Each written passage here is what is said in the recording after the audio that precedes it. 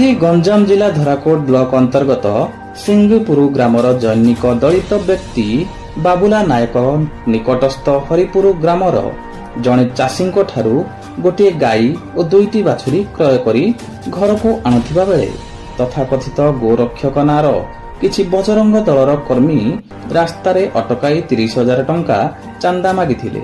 କିନ୍ତୁ ଏତେ ଟଙ୍କା ଦେବାକୁ ସେ ନିଜର ଅସମର୍ଥତା ପ୍ରକାଶ କରିବାରୁ ସେମାନେ ସଂଘବଦ୍ଧ ହୋଇ ମାଡ଼ ମାରିବା ସହ ତାଙ୍କ ମୁଣ୍ଡର ଗୋଟିଏ ପାର୍ଶ୍ୱକୁ ଲଣ୍ଡା କରି ରାସ୍ତାରେ ବୁଲାଇଲେ ଏବଂ ଘାସ ମଧ୍ୟ ଖୁଆଇ ନର୍ଦ୍ଦମା ପାଣି ପିଆଇଲେ।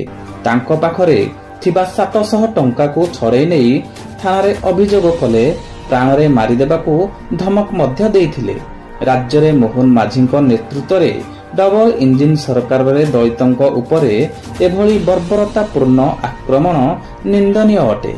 ଆଶା ଧରାକୋଟ ପୁଲିସ ଏହି ଘଟଣାରେ ତୁରନ୍ତ ପଦକ୍ଷେପ ନେଇ ଅଭିଯୁକ୍ତମାନଙ୍କ ବିରୁଦ୍ଧରେ ଦୃଢ଼ କାର୍ଯ୍ୟାନୁଷ୍ଠାନ ନେବେ।